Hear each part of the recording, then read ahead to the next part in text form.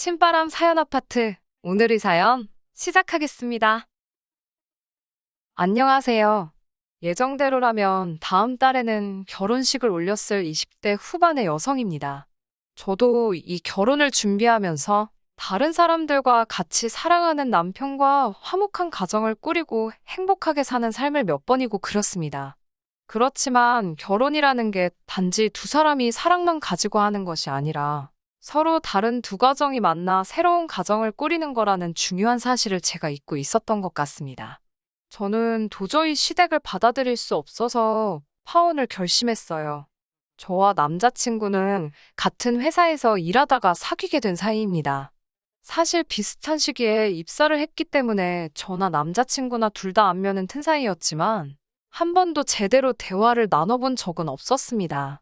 저는 출근하면 조용히 자리에서 제 할 일만 하고 집에 가는 소위 있는 듯 없는 듯한 공기 같은 사람인데 반해 남자친구는 주변 사람들한테 관심도 많고 이목을 끄는 시끌시끌한 성격이었어요.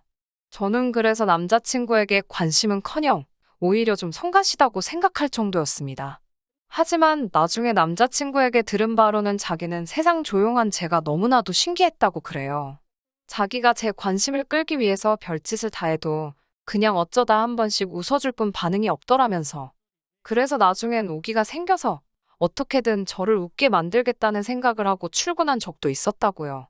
그런 남자친구의 노력 덕분인지 저도 결국엔 남자친구에게 마음의 문을 열게 되었고 그렇게 연애를 시작했습니다. 하지만 많은 회사들이 그렇듯이 위에서 사내 커플을 그다지 좋게 보지 않는 눈치였어요. 특히 남자친구와 제가 다니던 회사는 그렇게 큰 회사는 아니었거든요. 결국 3달 정도 지나서 제가 동종업계의 다른 회사로 이직을 했습니다. 더 좋은 조건으로 스카우트 제의가 있던 차였거든요. 전 회사가 정이 들었기도 하고 출퇴근 교통이 제가 살던 집에서 훨씬 좋아서 고민하고 있던 차였는데 사내 연애를 가지고 직원들 사이에 이런저런 이야기가 나오니 그냥 옮겨버리게 되었어요.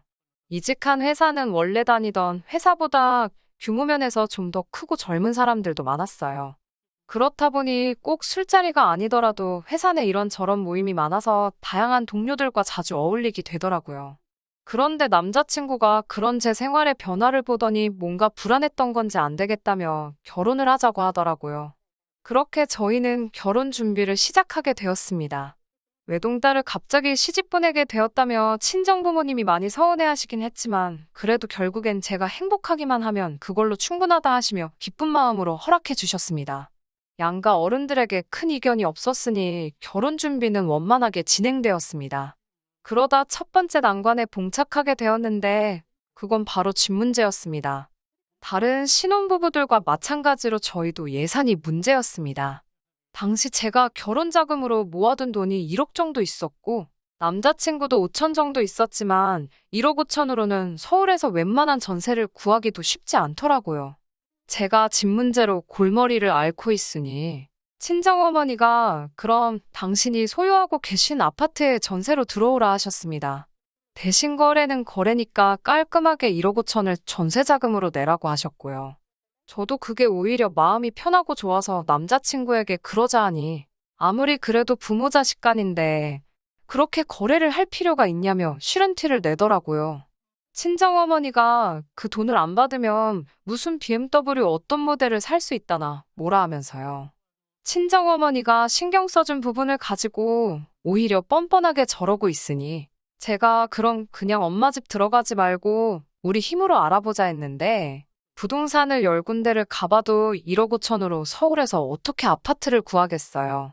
결국 남자친구도 자기가 잘못했다는 걸 인정하고 친정어머니가 처음에 말씀하신 대로 하기로 했습니다.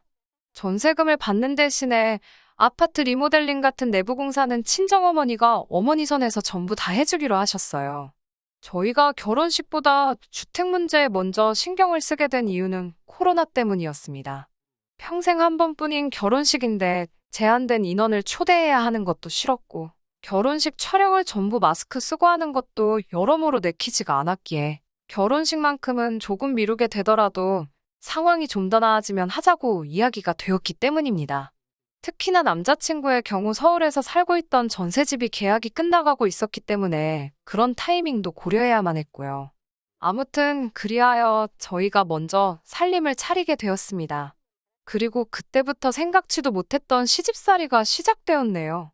제 시집살이를 설명하기 위해서는 양쪽 집안의 가족 환경을 소개해야만 하겠습니다. 저희 친정부모님은 두 분 다 가족이 많지 않으세요. 저를 기준으로 친가로는 큰아버지가 계시고 외가로는 이모가 한 분 계십니다. 그게 다예요. 다들 자녀들도 한둘밖에 없어서 다 모여도 15명이 채 되질 않습니다. 저도 외동이고요. 반면에 남편 쪽은 시아버지만 이미 5남 1녀 중 장남이십니다. 그리고 남자친구도 2남 1녀 중 맞이이고요. 저희 친정은 가족 내 행사가 있거나 명절이면 좋은 식당에 가서 다 같이 맛있는 한 끼 먹기를 좋아합니다. 다들 술을 별로 즐기지 않고요. 반면에 남자친구네는 거의 40명도 넘는 사람들이 모여서 왁자지껄하게 먹고 떠들고 술 마시길 좋아한다고 하더라고요. 가족들끼리 한 번 모여서 그렇게 하고 나면 그 가게는 그날 완전 장사 대박 낸 거라고. 과장이 조금 있기는 하겠지만 정말 몇백만 원치씩 먹는다고 하더라고요. 결혼 이야기가 나오기 전에는 한 번도 가본 적이 없었기 때문에 그게 어떤 건지 가늠조차 하질 못했네요. 그러다 얼마 전 아파트 내부 공사가 다 끝나고 집들이를 위해 남자친구의 부모님을 초대한 일이 있었습니다. 남자친구의 부모님은 어차피 결혼하면 다 한 가족으로 보고 지낼 사이인데 이참에 미리 얼굴 트면 편하고 좋지 않겠냐 하시면서 친척분들의 연락처를 저에게 보내주셨습니다. 고작 22평짜리 아파트에 좋기 30명도 넘는 사람들을 부르라니 생각만 해도 아찔하더라고요. 저는 남자친구에게 자가도 아니고 전세인데 무슨 집들이를 이렇게 크게 하냐고. 그리고 한다고 쳐도 어떻게 이 많은 사람들이 이 작은 집에 오게 하냐고 말도 안 된다고 했습니다. 하지만 남자친구는 왜 해보지도 않고 안 된다고 하냐면서 아버지가 우리 자랑하고 싶어서 그러시는 거니까 그냥 좀만 참으라고 부탁하더라고요. 그러면서 정 안 되면 시간차를 두고 오시라 하면 된다는 말도 안 되는 소리를 하더라고요. 시간차라니 예약제도 아니고 2시간 간격으로 친척분들을 한 분 한 분 모시라는 소리인가요? 도저히 말이 통하지 않아서 그럼 음식은 어떻게 하냐고 하니까 그런 건 그냥 배달시켜도 된다면서 신경 쓰지 말라고 하더라고요. 아무리 말해도 상황이 달라질 것 같지도 않고 한숨만 나왔습니다. 솔직히 가족마다 성향이 다르고 같이 시간을 보내는 방식도 다를 수 있다는 거 저도 잘 알아요. 제 방식이 옳다는 게 아니고 그분들 방식이 잘못된 것도 아니지만 아무리 생각해도 22평 아파트에 그것도 아무리 저희 어머니 소유라지만 제 집도 아닌 새 들어 사는 전셋집에 그 많은 사람들을 불러서 집들이를 해야 한다니 말도 안 될 소리더라고요. 하지만 아무도 제 말에 귀 기울여 주지 않더라고요. 그리고 솔직히 이미 저는 속으로 이 결혼하는 게 맞나 그런 생각을 하고 있었습니다. 무슨 기회만 되면 이 모든 식구들이 모인다는 건데 생각만 해도 앞이 깜깜하더라고요. 하지만 결국 시간은 갔고 집들이 날이 되었습니다. 그래도 다행인 건 몇몇 어른들은 코로나 무서워서 못 오신다 하셔서 결과적으로 오게 된 건 시부모님 내외와 시아버지의 형제분들이 전부였어요. 그렇다고 마음에 부담이 덜해지는 건 아니었지만 그래도 한결 마음이 놓였습니다. 남편의 말대로 저는 근처 적당한 중식당에서 몇 가지 요리를 시켰습니다. 음식 직접 안 했다고 혼나는 거 아니냐며 제가 걱정을 하자 남자친구 말이 자기네 가족은 그런 건 아무도 신경 안 쓴다고 하지만 분위기만큼은 잘 맞춰야 된다고 그래야 이쁨 받을 거라고 조언을 해주더라고요. 분위기를 잘 맞춘다는 게 묻는 말에 대답 잘하고 잘 웃고 그러라는 건가 싶어서 그런 거야 식은 죽 먹기지라고 제가 대답을 했어요. 그런데 설마 저에게 기대하는 게 그런 역할일 거라곤 전 정말 상상조차 하지 못했습니다. 6시 반쯤 되자 남자친구의 부모님을 비롯한 모든 어른들이 도착하셨습니다. 음식도 제때 도착했고 아무런 문제가 없어 보였어요. 그런데 식사가 시작되면서 생각지도 못한 상황이 펼쳐졌습니다. 남자친구의 아버지가 저더러 잠깐 이리 좀 옆에 와서 앉아보라고 하시더라고요. 이때만 해도 저는 정말 그냥 절며느리로 형제분들께 정식으로 소개해 주려고 하시나 보다 싶었어요. 그런데 제 앞으로 술잔을 딱 내미시면서 어디 한 잔 따라봐라 하시는 거예요. 저는 성인이 되면서 아버지께 술을 배웠는데 저희 아버지가 그때 말씀하시길 여자는 술 따르는 거 아니라고 아버지 술잔도 못 채우게 하셨거든요. 그런데 남자친구 아버지가 술을 따르라 하니까 기분이 영 좋지 않더라고요. 그렇지만 원래도 술을 좋아하신다는 건 알고 있었고 또 기분이 좋아서 그러시는 건가 싶어서 그냥 싫은 티 안 내고 한 잔 따라 드렸습니다. 그러자 저보고 참 센스가 없다고 사람이 어떻게 술만 마시냐고 하시면서 안주는 어디다 팔아먹었냐고 하시는 거예요. 솔직히 이때부터는 기분이 급속도로 안 좋아졌지만 한 번만 더 참자 했어요. 앞에 남자친구 아버지의 형제분들도 계셨으니까요. 그래서 탕수육을 몇 개 집어서 남자친구 아버님 앞접시에 놓아드렸어요. 그랬더니 입을 아 벌리면서 무슨 여자가 이렇게 애교가 없냐고 하시는 거예요. 제가 순간 당황해서 벙쪄 있으니까 남자친구 어머님이 아버님께 채통 좀 지키라 한마디 하시면서 탕수육을 집어서 입에 넣어주셨어요. 그러자 남자친구 아버님이 탕수육을 오물오물 드시면서 젊은 여자가 주는 것 좀 먹어보려고 하는데 늙은 마누라가 방해를 하네 하면서 껄껄 웃고 있는 거예요. 그 말을 들으니 솔직히 저게 이런 자리에서 하실 말인가 생각하고 있는데 아버님, 형제분들도 그게 뭐가 그렇게 재밌는지 아주 배꼽을 잡으면서 웃고 있더라고요. 그러다 며느리 도망가겠다고 조심 좀 하라고 재미 하나도 없는 추임새까지 넣으시면서요. 그래도 거기서 멈추셨으면 제가 파혼까지는 생각 안 했을 거예요. 제가 너무 어색하고 불편해서 슬쩍 부엌으로 가려고 하니까 남자친구 아버님이 저더러 가긴 어딜 가냐며 저 빈잔들 안 보이냐고 얼른 옆에 가서 한 잔씩 다 따라주고 안주도 하나씩 먹여드리고 하라는 거예요. 제가 솔직히 하기 싫어서 우물쭈물 하고 있으니 아버님 동생분들이 자기들끼리 막 저를 보면서 실실 웃으며 쑥스러워서 그러냐면서 웃더라고요. 우리들은 안주 입에 안 넣어줘도 되니까 빈잔만 채우라고 하더군요. 한 분 한 분 돌아가면서 빈잔을 채우고 있는데 잔을 채울 때마다 친척분들 시선이 느껴지니 제가 마치 동물원의 원숭이가 된 기분이기도 하고 잠 받을 때마다 조카 덕에 이 나이에 젊은 여자한테 술도 받아보고 아주 출세했다고 좋다며 웃는데 접대부가 된 기분이기도 하고 한마디로 기분이 더러웠습니다. 한 바퀴 다 돌고 나서 남자친구를 살짝 불러내 이게 무슨 경우냐고 물으니까 아저씨들이 모여서 농담 따먹기 한다 생각하고 적당히 맞춰주라는 거예요. 그래서 제가 분위기 맞춰달라는 게 이런 거였냐? 아무리 자기 부모님이고 친척들이셔도 나를 막대하는 건 아니다. 서로 존중을 해줘야 하는 거 아니냐? 우리 부모님이 당신한테 이렇게 막한 적 있냐 하니까 자기 가족들은 원래 부침성이 좋아서 그렇다는 말도 안 되는 헛소리를 하더라고요. 부침성이라니 유쾌한 것과 막대 먹은 것의 차이를 모르는가 싶었습니다. 지금 생각해보면 이때 파혼하자고 했어야 하는 게 맞는데 그래도 이런 경우는 저도 처음 겪는 일이기도 하고 가풍이 다를 수도 있다는 생각도 들어서 솔직히 옳고 그름에 대한 기준이 명확치 않았어요. 정말 기분이 나빴는데 남자친구 말처럼 동시에 내가 너무 오버하는 건가 그런 생각도 들었거든요. 그런데 엊그제 남자친구 고모님 생신이라서 가족 모임에 갔다가 이 집하곤 정말로 상종을 말아야겠다는 확신에 남자친구가 바라던 대로 아주 생신 자리에서 분위기 메이커가 돼서 돌아왔습니다. 사실 결혼 전에 남자친구의 고모님 생신까지 챙겨야 된다는 게 생각지도 못했던 일이라 부담스럽고 걱정이 되었습니다. 하지만 제가 파혼을 하겠다는 다짐을 하게 된 건 단지 일가 친척의 생일을 다 챙기게 생겼다는 걱정 때문이 아닙니다.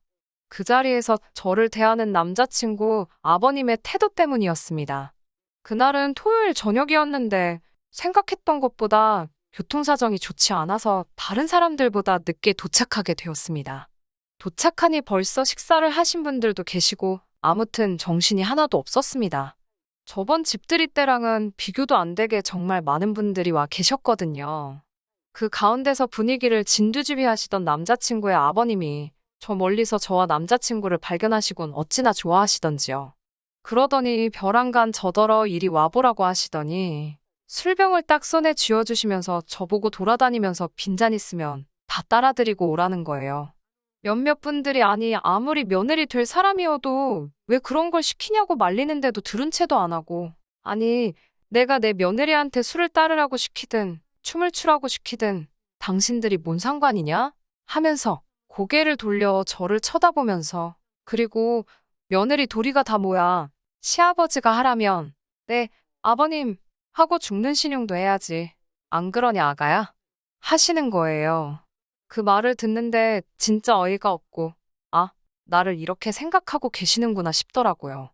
그때야 우리 결혼하고 살 신혼집 집들이었으니 주인공이라서 그렇게 했다고 치더라도, 이번에야 말로 네, 하고 아버님 장단 맞춰드리면, 그 순간 내 팔자는 내가 내 손으로 직접 풀지 못할 때까지 꼬아버리는 거다라는 생각이 딱 드니까 이대로는 안 되겠다 싶더라고요. 저는 술병을 다시 남자친구의 아버님 손에 쥐어드리고 저는 그런 며느리가 되어드릴 자신이 없다고 말씀드렸습니다. 그러자 남자친구가 깜짝 놀라더니 저를 잡아 끌고 구석진대로 가더라고요. 그러더니 저더러 미쳤냐며 제정신이냐고 어디 사람들 있는 데서 시아버지들 사람한테 그렇게 반응을 하냐고 친척들 앞에서 자기랑 자기 아버지 망신 줄 생각이냐고 성질을 내더라고요. 어서 돌아가서 죄송하다고 하고 애교도 부리고 해서 아버님 기분부터 풀어주라고 성질을 부리고 돌아가더라고요. 혼자 잠깐 가만히 서서 그냥 이대로 집으로 돌아가 버릴까 하는 생각이 드는 찰나에 누가 선물로 가져온 건지 샴페인 병이 하나 보이더라고요. 그래서 그 병을 집어들고 다시 안으로 들어갔습니다. 술 따르기 싫다고 한 예비 며느리가 술병을 들고 들어오니 남자친구가 아버님 귓속에다가 대고 뭔가 속삭이더라고요. 아마도 자기가 저를 잘 타일렀으니 아버님 말에 이젠 거역을 하지 않을 거다. 이런 이야기를 했을 거예요. 아버님이 언짢으신 표정을 하고는 잔을 들고 제 앞으로 걸어 나와서 그래, 네가 감히 어른 말을 거역해? 어디 한번 따라봐라 하는 세상 근엄한 표정을 하고 서 계셨으니까요. 그 자리에서 욕을 해버릴까 했지만 꾹 참고 샴페인병을 기울였습니다. 뻥하는 소리와 함께 코르크가 아버님 미간에 그대로 적중했고 샴페인은 그대로 압력을 이기지 못해 쏟아져 나왔어요. 저는 손가락으로 병입구를 틀어막으면서 그대로 아버님 얼굴에다가 샴페인을 뿌려버렸습니다.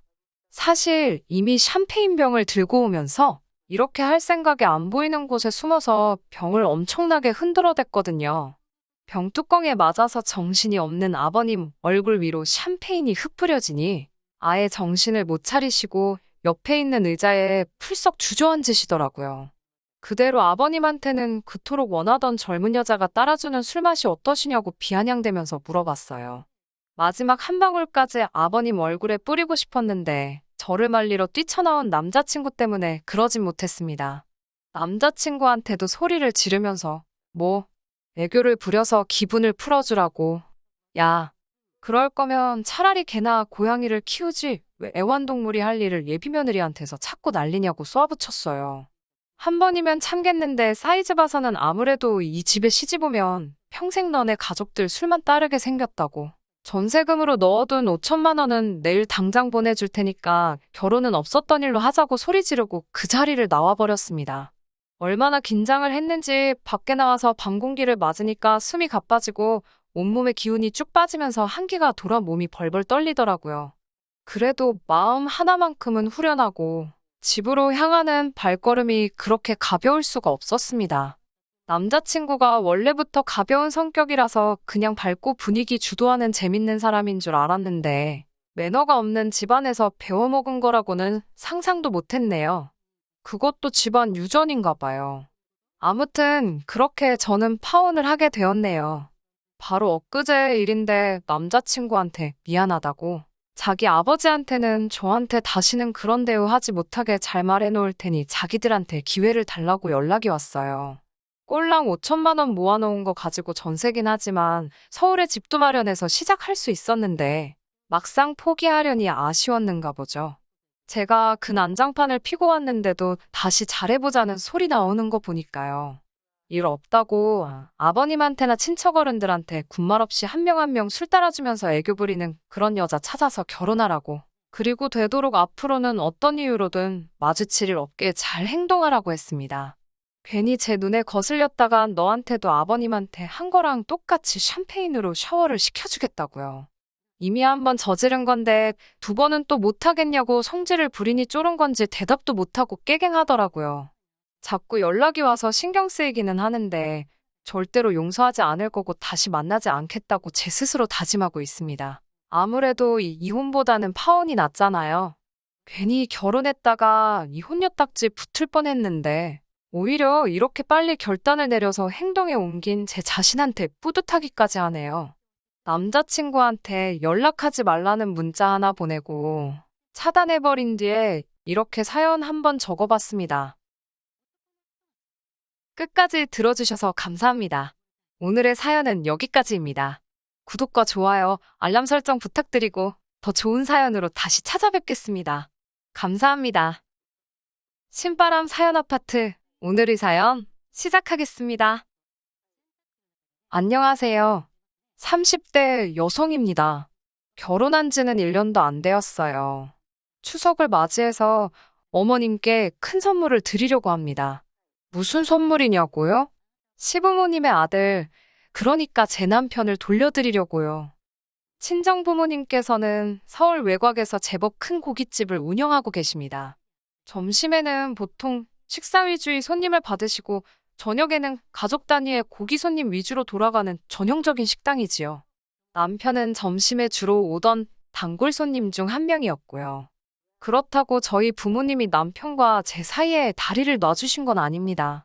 제가 가끔 가게 일을 도와드리거나 두 분께 무슨 일이 있으면 가게를 봐드리곤 했었거든요. 그때 남편이 제 연락처를 받아가면서 연인이 되었습니다. 남편은 저희 부모님 식당 바로 옆 건물에서 일하는 평범한 직장인이었어요. 회사 규모가 크지 않아서 식사할 곳이 마땅치 않았답니다. 그래서 저희 부모님 식당에 자주 왔었다고 하더라고요. 그런데 막상 저희가 사귀기 시작하고 얼마 지나지 않아 남편이 3교대로 일하는 직장으로 이직을 하게 되었습니다. 저와 남편의 교제를 알고 계셨던 친정부모님께서는 더 신경 써주고 잘 챙겨주려고 했는데 어딜 가는 거냐며 꽤나 아쉬워하셨어요. 저 역시 사귀기 전보다 만나기가 더 어려워졌기에 서운한 마음이 들었지요. 하지만 사람 사는 일이 마음먹은 대로만 되는 것도 아니니 어쩔 수 없다 생각하고 말았네요. 남편은 서울에서 차로 3시간이 걸리는 곳에서 나고 자랐습니다. 그러다 서울에 있는 대학을 오게 되면서 고향을 떠났고 지금까지 서울에서 홀로 자취를 하고 있었고요. 그래서인지 남편은 하루빨리 안정적인 가정을 꾸리고 싶다고 했습니다. 사귄 지 1년이 넘어가면서부터는 결혼에 관한 이야기를 하는 빈도수도 잦아졌지요. 처음에는 솔직히 부담스럽기도 했는데 자꾸 듣다 보니 세뇌라도 된 건지 점점 저도 남편과 결혼하는 일이 마치 정해진 수순으로 느껴지더군요. 남편 자체만 놓고 말하자면 결혼 상대로 부족하지도 넘치지도 않는 좋은 사람이었습니다. 연봉은 저보다 조금 적긴 했지만 돈이 전부는 아니니까요. 특히 다른 사람들을 대할 때 보면 성격이 어찌나 살갑고 서글서글한지 보는 사람이 다 기분이 좋아질 정도였지요. 그런 남편이 저에게 결혼하자며 정식으로 프로포즈를 해온 건 작년이었습니다. 처음에는 큰 고민 없이 좋다고 했어요. 말씀드린 대로 당연하다고 생각했었으니까요. 하지만 이후로 여러 가지 생각이 스멀스멀 제 머릿속에 피어오르더군요. 그 중에 하나, 특히나 신경 쓰이는 게 있었는데 그건 바로 어머님의 집요한 성격이었습니다. 어머님의 집요한 성격은 사귀면서부터 지금까지 여기저기서 엿볼 수 있었는데 특히나 무슨 날일 때 그 빛을 발했습니다. 한 가지 예를 들어볼게요. 가령 어머니의 생신이 수요일이다 그러면 보통은 생일 축하드린다는 인사는 당일 할지라도 같이 모여서 밥 먹고 선물 드리고 하는 건 상황에 따라 당일에 할 수도 있고 아니면 그 주 주말에 할 수도 있고 그렇지 않나요? 하지만 어머님은 다르셨습니다. 가족 중 누군가가 생일이면 그날 저녁은 무조건 같이 먹어야 하고 명절은 반드시 온 가족이 같이 보내길 바라신답니다. 한 번은 저희가 사귀기 시작하고 얼마 지나지 않았을 때였어요. 그날은 아버님의 생신이었는데 남편과 교대를 하게 되어 있던 직원에게 갑자기 일이 생기면서 남편이 대타를 뛰어야 하는 상황이었지요. 남편은 어떻게든 이유를 대서 빠져나가 보려고 했지만 도저히 상황이 여의치 않다고 저에게 하소연을 쏟아내더군요. 다른 일도 아니고 사회생활하다 보니 어쩔 수 없는 건데 설마 어머님이 욕이라도 하시겠냐고 제가 그러지 말고 잘 말씀드려보라고 조언을 했어요. 하지만 어머님께서는 전후 사정이고 나발이고 당신 알바가 아니라면서 실망이다. 너 같은 놈이 자식이냐 별의별 말씀을 다 하신 모양이더라고요. 결국 그날 저녁 퇴근하자마자 시댁에 간다고 하는 남편을 보고는 진짜 대단하다 싶었습니다. 그걸 기어이 오라는 시어머니와 결국엔 가는 남편을 보고 있자니 솔직히 갑갑하더라고요. 이런 걱정을 안고도 남편과 결혼을 결심한 건 어머님과 남편이 저와 친정부모님께 약속을 해주셨기 때문입니다. 그 약속은 바로 명절 당일은 친정 먼저 찾아뵐 수 있도록 해주시는 거였어요. 고깃집을 운영하시는 저희 부모님께선 1년에 딱 이틀만 문을 닫으시는데 그게 바로 설과 추석 당일입니다. 그나마도 원래는 닫지 않으셨는데 저를 포함한 다른 친척들이 그러다가 언제 온 가족이 한번 모여보냐며 원성이 자자해지자 큰맘 먹고 내리신 결정이었지요. 그래서 몇 년 전부터 1년에 이틀만 딱 두 분이 동시에 쉬십니다. 다른 날은 두 분이서 교대로 쉬시고요. 사정이 그렇다 보니 명절 당일이 아니면 부모님 두 분과 같이 식사 한 끼 하기도 여의치 못한 상황이었네요. 그렇다고 결혼도 아직 안 한 예비 며느리 입장에서 명절 당일날 친정부터 가겠다는 소리는 차마 못하겠더군요. 남편이 알아서 나서주면 좋겠는데 남편도 괜히 자기가 중간에 끼어서 제 점수라도 깎이면 어쩌냐며 내키지 않아 하는 눈치였고요. 결국 친정부모님께 어쩌면 좋을지 여쭈니 시부모님도 자식 키우는 사람들인데 당연히 이해해 주실 거라면서 친정아버지께서 말씀해 보시겠다 하셨습니다. 실제로 상견례 당일날 아버지께서 시부모님께 어버이날이건 뭐 다른 날이건 항상 시댁을 우선순위에 두라 할 테니 대신 명절 당일만큼은 애들을 처가로 먼저 보내달라고 부탁을 하시더군요. 게다가 덧붙이시기를 식당을 그만두지 않는 한 명절 때마다 고기는 실컷 드시게 챙겨드릴 테니 노여워하지 마시고 저를 예쁘게 봐달라는 말씀도 덧붙이셨어요. 딸 가진 죄인도 아니고 저희 부모님이 계속 부탁을 드리는 모습을 보고 있으니 기분이 좋지만은 않더군요.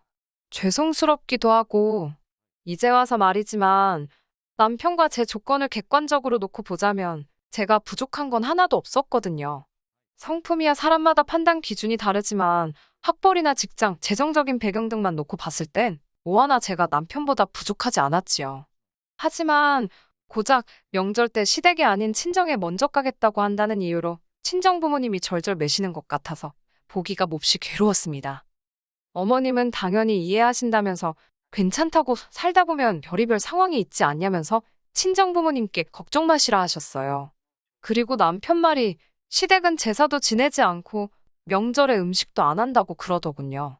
친정 부모님께선 여러모로 참 다행이라며 저에게 좋은 시부모님을 만난 것 같다며 안심하신 눈치였습니다. 저도 어머님이 선뜻 알겠다고 하시는 모습을 보고 역시 사람은 직접 겪어봐야 안다 생각했지요. 하지만 막상식을 올리고 나니 어머님의 태도는 180도 달라졌습니다. 시시콜콜한 일도 많지만 구구절절 다 이야기할 수도 없고 명절에 있었던 일만 말씀드릴게요. 정말이지 지난 설에도 그렇고 다가오는 추석도 그렇고 정말 생각할수록 분하고 억울하네요. 지난 설은 저와 남편이 결혼하고 처음 같이 보내는 명절이었습니다. 남편과 친정에 갈 생각을 하며 진작부터 신나 있었거든요. 그런데 남편의 근무표를 받아보니 설에 남편이 근무를 하기로 되어 있었습니다. 저야 어느 평범한 회사원처럼 주 5일에 8시 출근 6시 퇴근을 하고 있었지만요. 남편도 꽤나 곤란해하는 눈치였고 연휴 내내 출근할 남편을 생각하니 저 또한 마음이 영 좋지 않았습니다. 결혼 후 처음 같이 맞이하는 명절인데 남편 없이 혼자 친정에 가는 것도 즐겁지만은 않았고 그렇다고 안 가자니 저 혼자 집에서 멀뚱하니 뭘 하나 싶더라고요. 그런 제 마음을 읽었는지 남편이 근무가 끝나는 대로 저희 친정으로 갈 테니 저더러 먼저 가서 맛있는 것도 먹고 쉬고 있으라 했습니다. 여러모로 남편 회사가 원망스럽긴 했지만 저 혼자 친정에 먼저 가기로 했어요. 그리고는 곧이어 저와 남편은 어머님께 전화를 드렸습니다. 앞에서 말씀드렸다시피 이미 명절 당일에는 친정부터 가는 걸로 이야기가 되어 있었지만 그래도 한 번 더 말씀드려야 할 것 같더라고요. 어머님께 사정이 이러하여 당일에는 친정에 저 혼자 다녀오고 그 주 주말에 남편과 함께 시댁에 가겠다고 말씀드렸어요. 어머님께서는 아주 못마땅한 목소리긴 했지만 알겠다고 하셨기에 저는 이야기가 다 끝났다고 생각했습니다. 하지만 명절을 일주일 정도 앞두었을 때쯤 어머님께 다시 연락이 왔어요. 어머님께선 저에게 이번 설에 오냐고 물으셨습니다. 이미 끝난 이야기라고 생각했는데 마치 처음 이야기하시는 듯 말씀을 꺼내시니 당황스러웠지요. 저번에 다 설명드리지 않았냐고 하니까 그러면 명절 당일날 어머님이 저희 집으로 역기성을 오시겠다 하셨습니다. 잠깐이라도 아들 얼굴을 보셔야겠다면서요. 저는 편할 대로 하시라고 했습니다. 대신 저는 처음에 말씀드린 대로 친정에 간다고 했어요. 그러자 어머님께서는 노발대발 난리가 나셨습니다. 시집 온 지 얼마나 됐다고 며느리가 시애미가 올라온다는데 친정에 가냐면서요. 황당해서 상견례 때 저희 부모님과 나누신 말씀 기억 안 나시냐고 하니까 그래도 이번은 천명절이지 않냐면서 천명절은 무조건 시댁이랑 보내는 거랍니다. 저는 어머님께 죄송하지만 저는 친정에 가야겠다고 다시 한번 말씀드렸습니다. 어머님이 절 보고 싶어서 올라오시는 것도 아니고 제사 때문에 음식을 해야 하는 것도 아닌데 제가 남편도 없이 어머님이랑 둘이 뭐하고 있겠냐고 웃으면서 말씀드렸어요. 그러자 어머님이 대뜸 저더러 사가지가 없다면서 시애미가 올라간다고 하면 뭐 드시고 싶은 건 없냐. 한상 차려놓을 생각은 안 하고 시애미 양만 살살 올린다며 화를 내시더군요. 그리고는 네 마음대로 하라면서 전화를 끊으셨습니다. 제 입장에선 뜬금없이 욕을 먹었으니 억울하고 열받잖아요. 남편이 퇴근하기만을 기다렸어요. 집에 온 남편이 제 얼굴을 보더니 무슨 일이 있었냐고 묻더라고요. 나중에 들은 이야기지만 엄청 살벌했다네요. 아무튼 말없이 어머님과 나눈 녹음된 통화 내용을 틀어주었습니다. 남편은 말없이 듣고 있다가 어머님이 저에게 욕한 걸 듣고는 깊은 한숨을 내쉬더니 자기가 미안하답니다. 원래 집안에서는 아버님이나 남편이나 어머님 말씀이면 군소리 없이 꼼짝 않고 들었는데 갑자기 제가 안 된다는 소리를 하니까 당황해서 그러신 것 같다나요. 이유가 뭐가 됐건 정말 미안하다며 앞으로 시댁에 가지 말자며 안절부절하는 남편을 보니 이번 한 번만 넘어가 줄까 싶었지요. 결국 설에 저 혼자 친정에 갔고 시부모님은 올라오지 않으셨습니다. 그 화를 풀어드리느라 2주 가까이 전화로 온갖 아양을 떨어야 했지만 며느리의 숙명이다 생각했어요. 그날 이후로 어버이날의 당일치기로 어머님 댁에 다녀왔습니다. 친정부모님은 교대로 쉬시니 두 분 다 모시고 어디 가기도 여의치 않아 한 주 지나서 두 분이 운영하시는 식당에서 밥 한 끼 먹은 게 전부였어요. 여름 휴가도 마찬가지였습니다. 시부모님만 모시고 제주도 다녀왔고 친정부모님과는 역시나 또 두 분이 운영하시는 식당에서 식사하고 그게 전부였지요. 물론 어머님 말씀대로 친정부모님께서 당신들 돈 벌자고 쉬는 날이 없으신 거니 그 부분에 대해서 불평하지는 않겠습니다. 다만 제가 확실히 말할 수 있는 건 시부모님께 소홀하지 않았다는 거예요. 결혼 전 약속했던 대로 명절 당일날 친정에 가는 것만으로도 만족하고 있었으니까요. 그런데 막상 추석이 다가오니 어머님께서 또 딴소리를 하셨습니다. 며칠 전 친정아버지께서 설 때와 마찬가지로 시댁에 정말 질 좋은 한우로 시가 100만 원 상당을 보내셨다는데 어머님께서 잘 받았다, 어쨌다 말씀이 없으시더라고요. 먼저 연락을 주셨으면 한 게 단지 고맙다 어쨌다 소리를 듣고 싶어서가 아니라 잘 받긴 하신 건지 물건에 이상은 없었는지 그런 걸 알고 싶었거든요. 하지만 이틀이 지나도록 말씀이 없으셔서 제가 먼저 전화를 드렸습니다. 고기는 잘 받으셨냐니까 대뜸 양이 적고 기름기도 없고 한우가 아닌 것 같다는 억지를 쓰시더라고요. 화도 나고 어이가 없었지만 어머님이랑 그런 걸로 시시비비 가릴 것도 아니고 그러셨냐고 떨떠름하게 대꾸했어요. 한참 불평을 쏟아내시던 어머님께서는 저에게 이번 추석에도 당일엔 니네 집부터 갈 생각이냐고 물으시더군요. 분명히 상견례 때 말씀드린 걸 또 물으시니 확실히 해두지 않으면 계속 이러시겠구나 싶었습니다. 그래서 어머님께 저희 부모님이 가게 문을 닫지 않으시는 이상 명절 당일엔 항상 저희 집에 먼저 가야 한다고 말씀드렸어요. 그러자 어머님께서는 당신이 허락하지 않으면 어쩔 거냐고 그러시더군요. 저는 당황스러웠지만 갑자기 그게 무슨 말씀이시냐며 최대한 애교스럽게 넘어가려고 했어요. 그러자 어머님께선 그까짓 고기 몇 덩이로 당신 자식을 처갓집에 먼저 보내려니 화딱지가 나신답니다. 이때부턴 저도 조금씩 열받더라고요.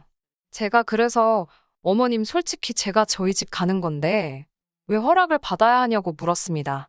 그게 그렇게 싫으시면 남편은 어머님 댁으로 가라고 하고 저만 친정으로 가겠다고요. 그러자 어머님께서는 시집온 며느리가 친정에 가려면 당연히 시부모의 허락이 필요한 거라면서 저더러 너는 왜 이렇게 개념이 없냐셨습니다. 가정교육을 운운하시면서 말이지요. 저를 무시하고 까는 건 뭐 그렇다 치더라도 거기서 가정교육이 왜 나오나요? 이때는 저도 참지 못하고 어머님 말씀을 받아치기 시작했습니다. 어머님은 어떤 가정교육을 받으셨길래 남의 사정은 생각도 안 하시고 그렇게 이기적이시냐고 물었습니다. 남한테 선물 받으면 고맙습니다라고 인사하는 거 안 배우셨냐고도 물었고요. 그리고 무엇보다 어른이 한 입으로 두 말하면 안 된다는 소리 못 들어보셨냐고 따졌네요. 그러자 어머님께서는 저더러 싹퉁바가지라며 개념은 어디 물 말아 먹었냐며 막말을 시전하시더군요. 저는 어머님 그런 말투도 고치시라고 아주 교양 없고 듣기 거북하다고 말씀드렸고 어머님께선 그런 저에게 너 참 잘나서 좋겠다며 네 멋대로 하고 살라며 다신 연락하지 말라셨습니다. 그리고는 전화를 끊어버리시대요. 전화를 끊고 나자 솔직히 후회보다는 다 못한 할 말이 아쉽더라고요. 언제 또 이런 기회가 있겠나. 그동안 쌓인 걸 다 토했어야 하는데 물론 걱정도 되었지요. 아무리 그래도 어른한테 너무 심했나 싶기도 했고 하지만 언젠간 한 번은 거쳤어야 하는 과정이었던 것 같아요. 어머님과 전화를 끊고 씩씩거리고 있는데 남편이 귀가를 했습니다. 누렇게 뜬 얼굴을 보니 전화로 벌써 어머님께 한바탕 당했구나 싶더라고요. 저는 아무 일도 없었던 표정으로 남편을 맞이했는데 남편이 저를 쳐다보더니 너도 대단하다는 거예요. 그게 무슨 뜻이냐니까 뭐 한다고 나이든 어머님이랑 그렇게 기싸움을 하냐입니다. 그냥 대충 그때그때 아잉 어머님 하고 넘어가면 될 일을 크게 만들었냐고요. 그럼 1년에 2번씩 매번 그렇게 어머님한테 설설 기어야 되냐고 막말로 내가 내 집 가서 내 부모 좀 보겠다는데 그게 그렇게 비굴할 일이냐고 따졌습니다. 그러자 남편이 한다는 소리가 결혼하기 전부터 어머님 유별난 거 알고 있지 않았냐입니다. 다 감안하고 시집 온 거면서 왜 이제 와서 어머님 성격을 고치려 드냐면서 며느리가 그러면 안 되는 거라고 저더러 너무 오바가 심하다나요. 그제서야 이 인간도 꼴에 지 엄마라고 편드는구나 싶어서 허탈하더군요. 그래서 남편에게 그래 그러면 당신은 시댁에 가라. 나는 친정에 가겠다고 했습니다. 그렇게 하면 뭐가 문제냐고요. 나는 보고 싶은데 부모를 보고 당신은 당신 보고 싶어 안달난 시부모님 보면 되고 딱 좋네. 그랬어요. 그러자 남편이 한다는 소리가 그럼 자기 친척들이 며느리 잘못 봤다고 욕할 텐데 상관없냐네요. 웃기지도 않아서 그러면 뭐 우리 집에서는 사위 잘 봤다고 할 것 같냐니까 대꾸를 못 하더군요. 결국 일단 올해 명절은 각계전투로 움직이기로 했습니다. 저는 어머님이 저에게 먼저 사과하지 않는 한 시댁에 갈 생각도 연락을 드릴 생각도 없어요. 저더러 잘났다며 제 멋대로 하고 살고 앞으로 보지 말자고 한 건 어머님이니까요. 솔직히 지금은 혼인신고 전이라서 그냥 각자 갈 길 가버리면 그만입니다. 다만 친정부모님께서는 제가 시댁에서 어떤 꼴을 당하고 무슨 소리를 들었는지 아무것도 모르시거든요.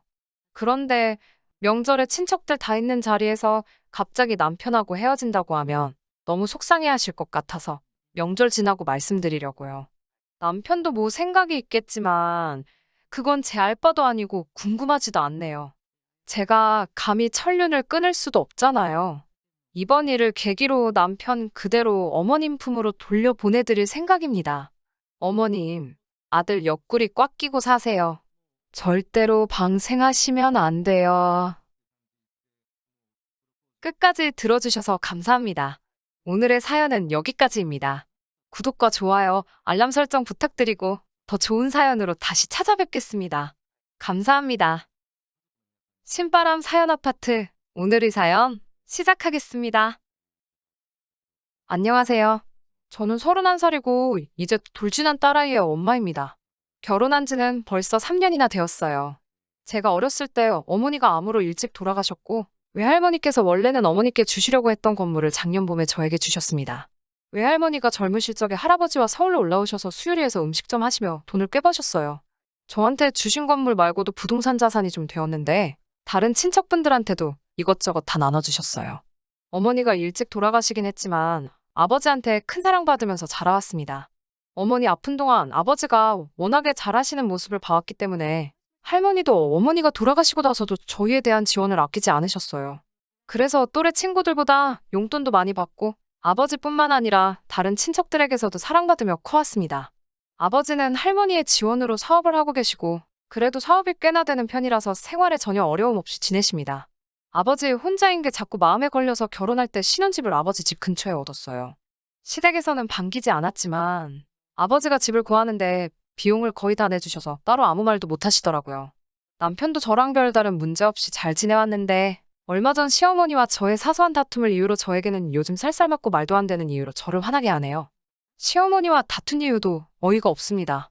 할머니께 증여받은 건물에서 나오는 월세를 왜 제가 관리를 하냐며 저한테 한마디를 하셨기 때문이에요. 그 말이 나온 것도 제 짐작이지만 얼마 전에 제가 시어머니 부탁을 거절했던 것 때문에 그러시는 거라는 생각이 들었습니다. 언젠가 제 건물 1층에 공실이 생겼는데 그 사실을 알고 시어머니가 신우랑 같이 카페를 하나 차리고 싶다고 했어요. 1년이면 자리를 잡을 테니 그때까지 월세랑 보증금 없이 시작하게 해달라고 하는 말씀에 제가 딱 잘라 거절했거든요. 건물이 위치가 나쁜 편이 아니라서 공실 채우는데도 어려움도 없고 손해볼 것도 없었고요.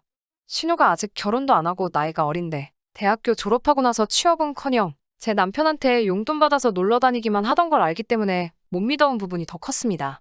가만히 있어도 세입자가 구해질 텐데 제가 뭐하러 신우 카페를 제 돈 포기해가면서 열어줘야 하나요? 제 건물에서 들어오는 돈의 일부를 생활비에 보태기 시작하면서부터 남편 용돈이 조금 넉넉해졌거든요. 그러니까 신우가 제 남편에게 받는 용돈도 따지고 보면 제가 주는 거나 다름없는 상황이었고 솔직히 아무리 수입이 엄청 늘었다지만 그런 식으로 가족들한테만 퍼주는 남편의 모습이 썩 마음에 들지는 않았어요.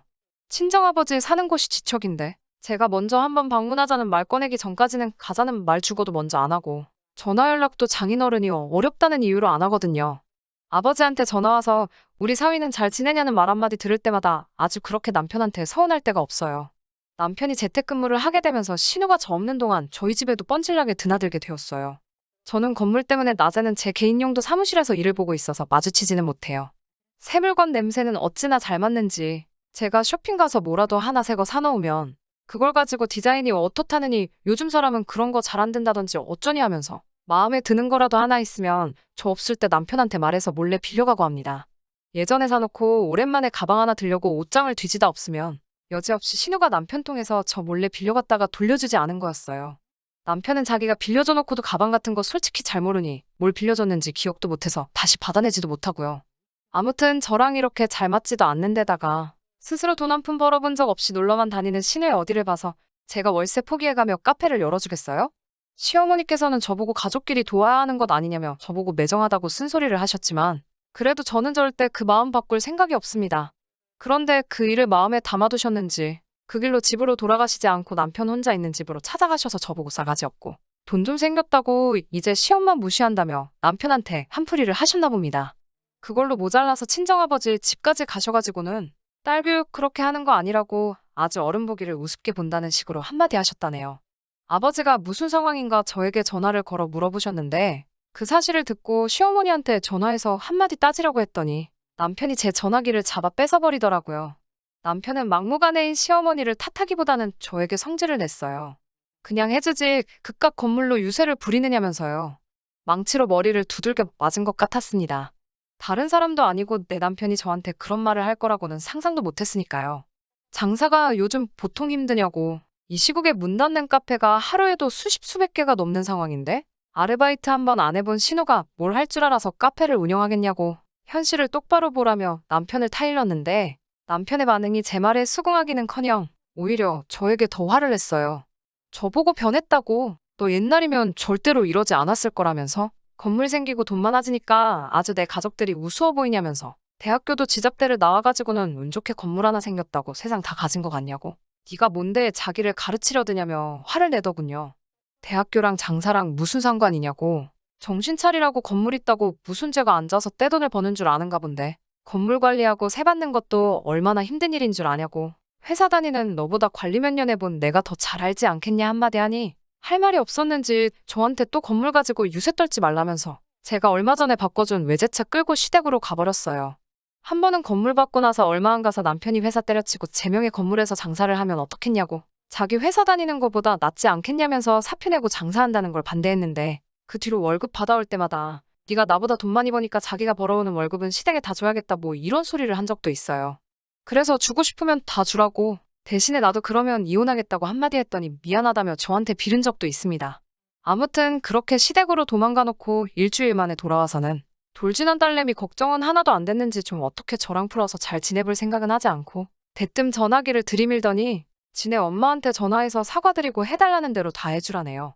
저도 참을 만큼 참았으니 싫다고 그럴 생각 추호도 없다고 말했더니 예의는 어디다 팔아먹었냐고 제가 엄마 없이 자라서 시어머니한테 효도하는 마음이 없는 거라며 제가 저희 친정아버지한테 하는 거 반만큼만 시어머니한테 해보라고 그러면 돌아가신 우리 어머니도 딸아이가 이렇게 착한 아이였구나 하고 기뻐하실 거라는 말도 안 되는 소리를 짓거리면서 빈정대기 시작했습니다. 그 말 듣고 딸아이 들쳐업고 아버지 집으로 왔습니다. 짐 챙겨서 나오는 와중에도 저한테 말이 심했다고 사과를 하기는커녕 제가 지금 뭘 잘했다고 엄마도 없는 친정 가서 네가 뭘 할 거냐며 소리소리를 지르더군요. 딸아이 데리고 온 저를 보고 아버지는 무슨 일이냐고 놀라시고 제가 울고 있으니 아이까지 따라서 우네요. 한참 울다가 정신 추스리고 곰곰이 생각해봤습니다. 이혼하고 싶어요. 이렇게 건물 가지고 시댁에 돈줄 취급 받는 것도 싫고 그전에는 없이 살아도 둘이서 참 행복했는데 이럴 거면 건물이 왜 제 수중에 들어온 건지 싶고요. 이혼했을 때 딸아이가 받을 손가락질 생각하니 혹시나 나중에 딸아이가 저를 이 사실로 원망을 하진 않을까 두렵기도 하네요. 이혼을 하려면 합의 이혼을 해야 할 텐데 돈 맛을 알아버린 시댁 쪽에서 저랑 그렇게 쉽게 이혼할 거라는 생각도 들지 않고요. 후기입니다. 제가 직접 알아봤어야 하는데 몰랐던 정보 공유해주신 분들께 정말 감사드립니다. 여러분들이 말씀해주신 대로 알아봤더니 고부간의 갈등도 이혼 사유로 충분하고 상속받은 재산은 부부 공동의 재산이 아니기 때문에 나눌 필요도 없다고 하네요. 아빠 없이 자랄 딸아이 생각도 제가 너무 걱정만 앞선 것 같습니다. 말씀해주신 대로 애아빠와 제 사이가 저런 상황에서 자랄 아이가 더 불쌍한 게 맞는 것 같습니다. 친정아버지 집에서 며칠 머물다가 굳은 결심을 하고 남편에게 제가 먼저 연락했네요. 약속 장소에 나온 남편은 자기가 이겼다고 생각하는 건지 위기양양해가지고는 왜 떨어져 있으니까 사과할 마음이 들어? 라는 식으로 나오더라고요. 아마도 아이 때문에 제가 이혼을 못할 거라 생각했나 봐요. 남편이 하는 말 듣고 있다가 저도 한마디 꺼냈습니다. 가만 생각해보니 당신 말도 일리가 있다고요. 우연찮게 수중에 들어온 건물이고 그로 인해 내 벌이가 많아진 것도 사실이고 그 때문에 내가 항상 스스로에게 아니라고 생각했지만 알게 모르게 이 집안의 갑이 되었다 착각한 것 같다고요. 그 건물을 담기엔 제 그릇이 너무 작았다고 말하니 남편도 고개를 끄덕이면서 어디 더 들어보자는 식으로 나오더군요.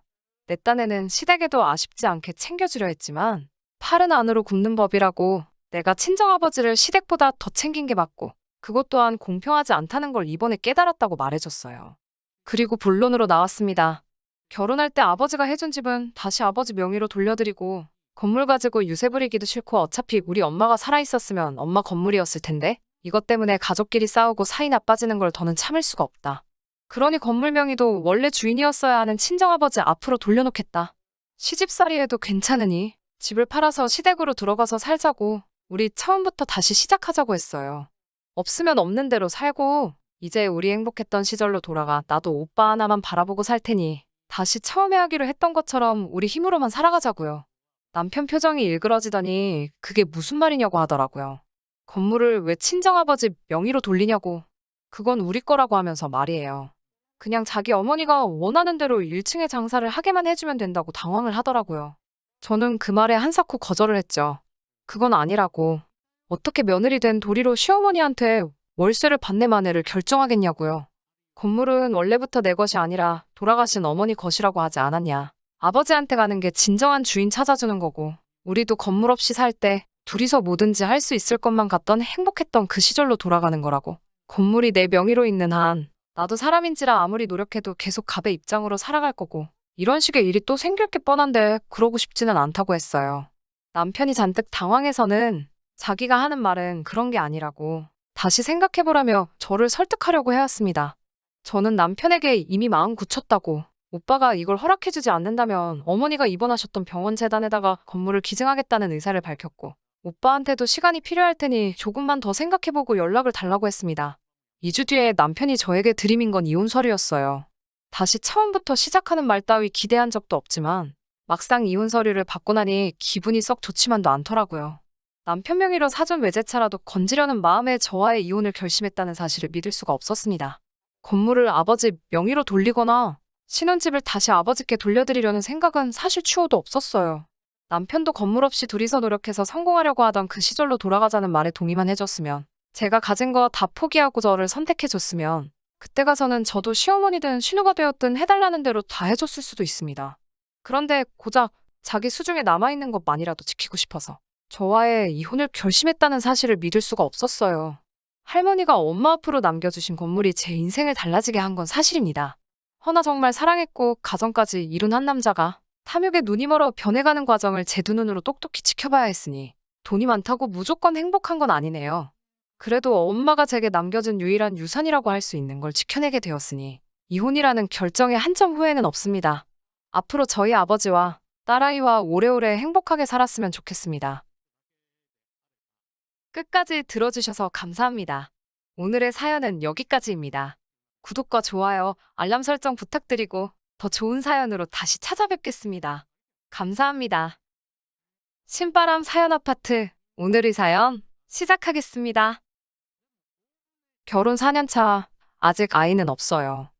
아이 태어나면 친정어머니께서 도와주신다고 했던 게 있어서 원래는 결혼하자마자 아이를 가질 계획이었거든요.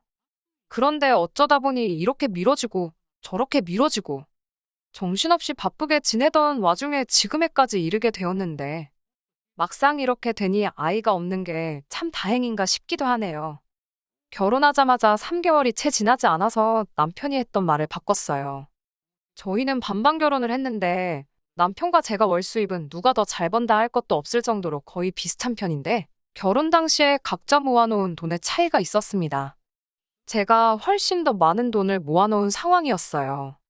액수는 거의 2배 정도 차이가 났습니다. 돈이 차이가 난다고 한들 사실 그걸 이유로 이 결혼을 다시 생각해보겠네 할 생각은 없었거든요. 애초에 남편도 모자란 금액에 대해선 자기가 어떻게든 해결하겠다는 의지가 있었고요. 결국 남편이 시부모님께 지원을 받아오면서 서로 금액을 똑같이 맞추고 반반 결혼을 하게 되었지요. 하지만 신혼집 마련하는 과정에서 여전히 대출을 받아야 했어요. 둘이서 그 돈 합쳐봐야 어디 적당한 곳에 전세로 들어가기도 빠듯할 정도였었거든요. 제가 결혼할 때 나이가 30이었고 나이가 있었다 보니 바로 자녀 계획이 있긴 했지만, 여태 모은 돈을 집에 다 털어넣고도 모자라 대출까지 받은 마당에 자녀 계획 때문에 직장까지 그만둘 수는 없겠더라고요. 그런데 반대로 생각해보니 그 돈 때문에 아이를 포기할 수도 없었고요. 애 없이 사는 딩크족이 유행한다고 하지만 친정 부모님께서 손주 보고 싶어하는 기대가 많이 커 보이기도 하였고, 무엇보다 제 스스로도 아이 없이 살았다가 나중에 후회는 하지 않을까 하는 걱정도 있었기에 당장 돈 들어갈 일이 있다고 미래까지 포기할 생각은 없었어요. 다행히도 친정어머니께서 그런 부분은 걱정하지 말라고 하시며 아이를 돌봐주신다고 나오셔서 아이가 태어나게 되면 맞벌이 생활을 유지할 수 있게 되었습니다. 시댁에서도 상견례 하던 당시에도 아이는 둘 정도 낳는 게 어떻겠냐 물어보실 정도로 앞으로 태어날 손주들에 대한 기대가 크셨어요. 시댁에서도 아이를 돌봐줄 수 있다고 했지만 시댁이 신혼집에서 거리가 차로 1시간이 넘게 걸리는 거리로 20분 거리에 있는 친정과 비교하면 굉장히 먼 편이라 그나마 가까운 친정어머니께 부탁하는 게 현실적으로 보였어요. 시어머니도 당시 말은 돌봐준다고 하시긴 했지만 그때 가봐야 알겠지만 일도 해야 되고 시간이 날런지 모르겠네 하시면서 성 내키지 않아 하시던 게, 정작 아이가 생기면 대신 돌봐주는 게 불가능하다는 것 같다 말하는 것이 조금 티가 날 정도였었기도 하고요. 남편과 재벌이 합치면 월 800만 원 정도 되는 상황인지라 사실 여유가 아예 없던 건 아니었습니다. 하지만 여전히 사람 일이란 게 어떻게 될지 모르는 거다 보니 어느 정도 저금이 쌓일 때까지는 조금이나마 돈을 아끼고 싶었어요. 남편도 결혼 전에는 이 부분에 대해서 동의를 했던 부분이고요. 그런데 결혼 3개월 만에 남편이 어느 정도 적당히는 쓰면서 살아야지, 우리 벌이가 있는데 너무 돈만 쥐고 있는 것도 다른 사람들 보기에 안 좋다며 말을 바꾸더라고요. 적당히 쓰고 살자는 기준이 남편과 제가 각자 서로 다르기 때문에 누가 옳고 그른지를 따질 수는 없겠지만 저도 쓸 거 안 쓰고 먹고 싶은 거 참아가면서까지 허리띠 졸라매 아끼고 모으자는 주의는 아니었거든요. 말씀드렸다시피 맞벌이 생활에서 두 사람 벌이가 어느 정도 되던 편이다 보니 남들 하는 거 다 똑같이 따라해가며 사는 정도는 아니지만 그래도 흉내 정도는 내고 있다 생각했는데 남편 생각은 달랐나 봐요. 처음에는 제가 돈 아끼자는 말로 남편에게 눈치 아닌 눈치를 줬구나 싶어서 좀 더 쓰고 살고 싶다는 남편의 말에 알겠다고 긍정적으로 생각을 해보겠다 했습니다. 그리고 가계부를 이리저리 둘러보며 예산을 짜본 결과 한 달에 100만 원 정도는 더 쓰고 살아도 저희 인생 계획에 큰 차질이 없겠다는 생각이 들었고 남편에게도 그만큼 여유가 있다는 말을 전했지요. 그런데 남편이 더 쓰고 살고 싶다는 그 돈의 진짜 사용처가 어딘지 알게 되니 그렇게 할 수가 없겠더라고요. 남편이 돈을 더 쓰겠다고 하는 말이 우리 결혼 생활에 있어서 취미나 여가 생활 등 삶의 질을 올리기 위해 쓰자는 게 아니었고 이제 결혼도 했으니 효도를 좀 해야 하겠다며 시부모님께 생활비조로 돈을 드려야겠다는 말이었거든요. 100만 원씩은 드리고 싶다는 말에 그건 너무하지 않냐며 약간의 실랑이가 있었고 결국 타협 끝에 매달 50만 원씩을 각각 양가 부모님께 드리기로 했습니다. 사실 친정에까지 돈을 보낼 필요는 없었어요. 두 분이 이미 노후 준비가 다 끝나신 상태였거든요. 큰 돈은 아니지만 상가 건물 가지고 계신 거에서 매달 어느 정도 수입도 계속 발생하는 상황이었고요. 그렇지만 어쩔 수 없는 상황이었습니다. 애초에 제가 100만 원 정도의 여유가 있다고 말은 했지만 그 말이 꼭 한 달에 저희가 무조건 100만 원을 꽉꽉 채워서 지출을 하겠다는 말이 아니잖아요. 어차피 맞벌이를 하는지라 그 전에도 서로 쓰는 용돈이 없던 것도 아니었고 한 달에 쉬는 날이 많아봐야 열흘 정도인데 100만 원만큼 여유가 생겼다고 하더라도 안 쓰면 안 쓰는 대로 저금을 한다면 저희한테도 더 이득인 셈이잖아요. 그렇게 할 수도 있는 상황인데도 불구하고 남편은 100만 원 여유가 있다고 하지 않았냐며 그 전액을 몽땅 시댁에 보내주겠다고 우기기 시작했었거든요. 그러니 그럴 바에 차라리 너만 자식된 도리하냐 나도 하겠다 하고 친정에도 50씩을 보내기로 한 거였지요. 남편은 장인 장모님 노후 준비도 다 되어 있는 걸로 알고 있는데 뭐하러 보내냐는 식으로 이야기를 하긴 했지만 반반 결혼 한마당에 제가 그렇게 나오니 똑같이 하겠다는 걸 더는 반대하지는 못하더라고요.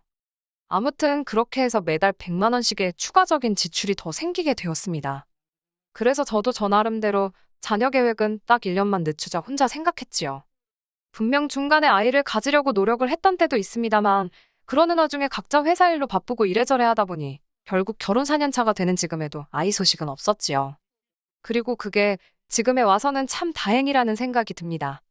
얼마 전 일이었어요. 친정아버지 생신이라 남편하고 같이 친정부모님 모시고 식사를 했습니다.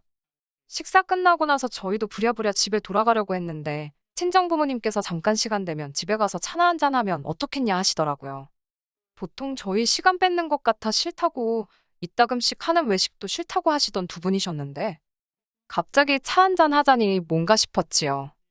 남편은 불편할 것 같다고 집에 가고 싶어 했는데 두 분 분위기가 심상치 않아서 따라갔습니다. 아니나 다를까 어차피 할 이야기인데 시간 붙들고 있을 필요나 있겠냐며 차의 뜨거운 기운이 식기도 전에 바로 본론부터 꺼내시는데 친정부모님이 방에서 통장하고 인감을 가져와 저희한테 건네주시더라고요. 통장을 열어보니 거기에는 3천만 원이라는 거액이 들어있었어요. 친정어머니께서 그걸 저희한테 건네주시며 저희가 매달 보내던 생활비 있잖아요. 일단 저희가 주겠다니 그동안 받고는 있었는데 당장 두 분이 쓸 일도 없고 그렇다 보니 그냥 건들지 않고 모아두고만 계셨다 하더라고요. 그렇게 돈이 쌓이고만 있다가 안 쓸 돈이긴 하지만 또 저렇게 묵혀둘 필요가 있나 싶어서 당신들 노후자금 같이 보태서 어디에 투자를 하셨다고 해요. 그리고 그게 수익이 많이 나서 안 그래도 필요 없던 돈이었는데 더 필요가 없어졌다며 여태껏 저희가 보냈던 돈에 조금 더 보태서 그 큰 목돈을 만들어서 저희한테 돌려주신 거였어요. 저희가 아직 대출이 남아있는 것도 알고 계시고 소식은 없지만 언젠가 태어날 손주 위에 써도 되고 알아서 요긴하게 잘 쓰면 좋겠다고 하시더라고요. 어차피 당신들이야 저희 결혼하기 전부터 노후 준비도 다 끝난 상황이었다 보니 거기에 더불어 이번에 노후자금까지 보태서 투자를 하셨던 터라 재미를 좀 보셨다고 그 돈 없어도 그만이라 하시더군요. 장인 장모님 불편해서 집에 일찍 가자던 남편은 내내 불편한 티 팍팍 내다가 통장에 찍힌 돈 보자마자 입이 귀에 걸려버려서는 싱글벙글 하고 있더군요. 그 꼴을 보니 솔직히 앞불싸 싶었습니다. 제가 친정에 50만 원씩 매달 보내게 된 경위에 대해서 전후 사정을 미리 말씀을 드릴 걸 싶더라고요. 안 그래도 시댁에만 100만 원씩 주겠다고 우기던 걸 제가 억지로 반으로 쪼개 양가에 똑같이 하기로 정했던 그 사실을 친정 부모님은 아예 모르고 계셨으니까요. 오히려 결혼하자마자 3개월 지나고부터 효도하겠다고 양가 부모님께 50씩 보내기로 결정한 남편을 높게 사셨던 것 같아요. 신혼이고 돈도 빠듯하고 하고 싶은 것도 갖고 싶은 것도 많을 텐데 여유자금 쪼개가며 부모님이며 장인장모 용돈 챙겨주는 사위가 세상에 또 어딨냐며 그 마음 씀씀이에 감동을 하셨다고. 그래서 그 돈을 불려서 저희한테 돌려주기로 결심을 하셨다 하시더라고요. 그래서 통장 돌려주실 때 저한테만 쓱 주셔도 되는 걸 굳이 남편도 같이 자리에 불러놓고 돌려주신 거였고요. 그거야 뭐 이미 엎질러진 물인데 어쩌겠어요. 그 돈 받고 집에 오는 길 내내 남편이 기분이 째지는지 계속 신이 나서 실실거리고 있더라고요. 집에 와서 한참을 고민했네요. 갑자기 생긴 목돈에 저도 솔직히 기뻤던 건 사실이었습니다. 그 돈을 어떻게 쓰면 좋을까 한참 고민하다가 그 돈으로 일단 대출을 일부 상환을 하고 그리고 1,000만 원 정도 들여서 친정부모님 크루즈 여행이라도 보내드릴까 싶더라고요.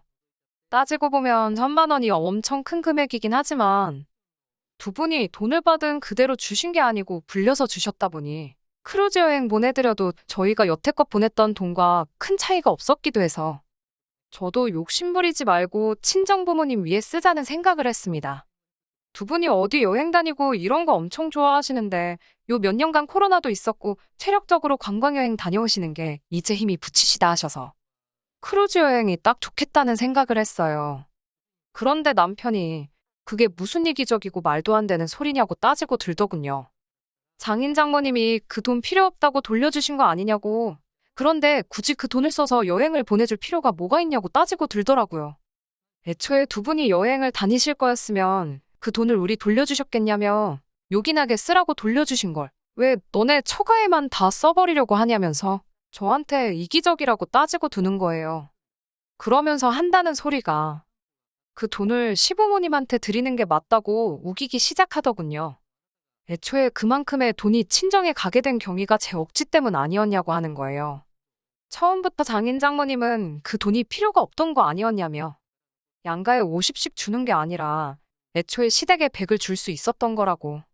괜히 저 때문에 너네 집에도 주고 우리 집에도 주고 하느라 그런 거지 따지고 보면 전부 시댁에 들어갔을 돈이었다고 하는 겁니다. 길 잃고 방황하던 돈, 원래 주인 찾아가는 거라고. 그러니까 저보고 억울해할 필요가 없다는 소리를 하는 겁니다. 그럴싸한 이유를 가져다 붙이고 있지만 애초에 말도 안 되는 소리였지요. 내가 설마 억울해서 그러겠냐고. 원래도 그 돈에서 땡전 한 푼 시댁에 쓸 생각 없었는데 당신 말을 들어보니 더더욱이 그렇게 할 이유가 없겠다고. 그놈의 거지근성 도둑놈 신보 좀 그만 부리라고 딱 잘라 거절을 했습니다. 그랬더니 남편이 여태껏 숨겨왔던 본심을 저에게 전하더군요. 안 그래도 결혼 준비할 때부터 솔직히 좀 그랬다고 말을 꺼내더라고요. 애초에 우리 결혼 준비하던 당시부터 장인장모 노후 준비가 다 끝났던 상황 아니었느냐며. 결혼 비용을 가지고 걸고 넘어지더라고요.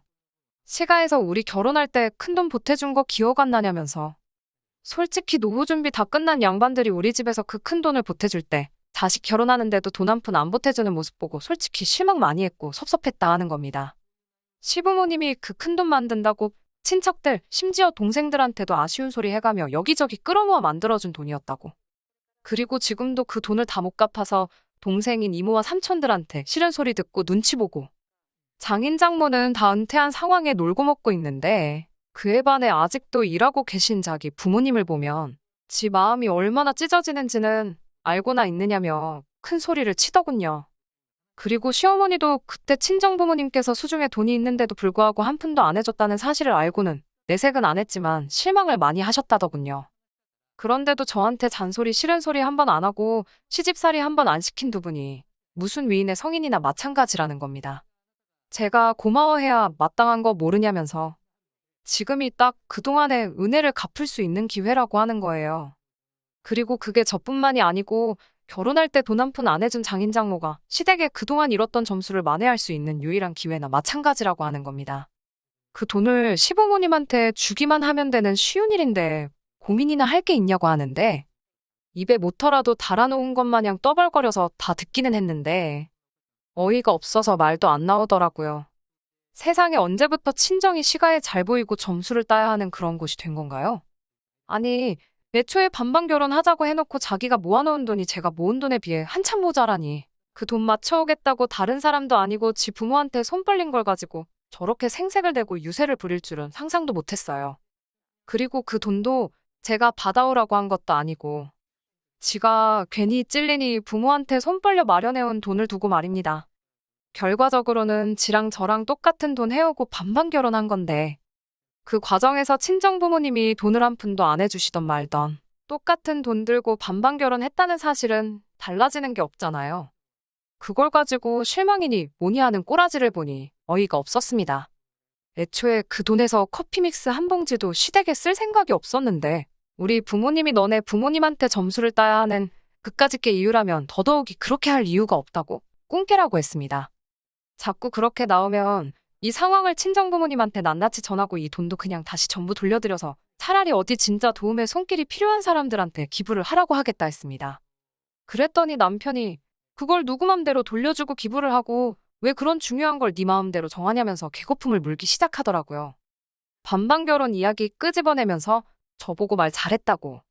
반반 결혼했으니 그 돈을 똑같이 절반을 나누는 게 좋겠다고 태세를 전환하더라고요. 전부 다 시부모님한테 드리려니 그건 가망이 없는 것 같고 절반이라도 뜯어내서 그거라도 드려야겠다 정했나 봐요. 그러니까 그 반반이라는 게 애초에 양가에 똑같이 드린 돈이지 않냐고. 우리 수중에 다시 들어왔다고 해서 그 돈을 다시 나눠야 할 이유는 없는 거 알고 있지 않냐고 제발 억지 좀 그만 부리라고 했어요. 애초에 제가 그 돈을 가지고 시댁을 차별하자고 그러는 게 아니라고. 우리 대출 갚으면 그만큼 이자도 줄어들고 원금도 줄어들고 우리한테 좋은 거 모르냐고. 대출로 나가는 부담이 적어지면 그만큼 나중에 충분히 부모님께 잘 해드릴 수 있는 거 아니겠냐. 돌려받은 돈으로는 대출 갚고 더 주신 만큼은 다시 돌려드리려는 거다 설명을 해줬습니다.